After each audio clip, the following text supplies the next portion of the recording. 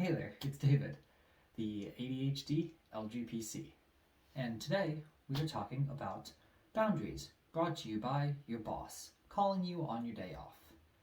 So, boundaries is something we're often told to keep, but what do we actually mean by boundaries? In psychology, we define boundaries as the limits and rules we set for ourselves in a relationship. And there are three types of boundaries. There's rigid, porous, and healthy. First off, though, I want to just cover a few points. No one has perfect boundaries. That is an unrealistic expectation. Second, people's boundaries vary all over the place regarding on the category. So, for instance, you could have one type of boundary with your family, another with your friends, another with work. So don't expect them all to fall into one place. And lastly, boundaries are culturally dependent.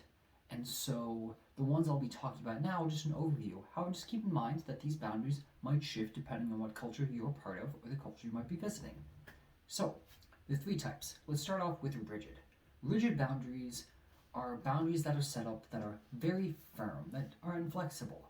Often they're seen as people who avoid intimacy and avoid close relationships, or people who are resistant to asking for help. They might seem detached or cold, and they seem very protective with personal information. You might see traits of hyper-independence or not wanting to rely on others. And with that, you might also just see them kind of not open up as easily. Then we have porous boundaries. Porous boundaries are the kind of boundaries that seem like they move all over the place depending on the whims of the other person. And so people with porous boundaries tend to have difficulty saying no to others. They also over-involve themselves with others' problems, they overshare information sometimes, and they rely on external validation a lot. So looking for the approval of others as a form of self-validation. They often, unfortunately, accept abuse and disrespect of others in order to maintain relationships, and they often have a fear of rejection. Now, if we put both these inside, what we want to aim for is healthy boundaries. Healthy boundaries are when someone values their own opinions, they share personal information in an appropriate way, which is in the right time, the right place, the right amount of information, and they can know and communicate their personal needs. And so they also are good at accepting others saying no.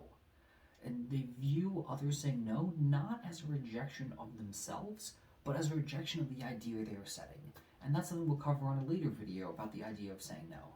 But my question for you is between rigid, porous, and healthy, where do you feel like the majority of your boundaries fall? And are there any areas that you would want particular help with in moving them towards healthy?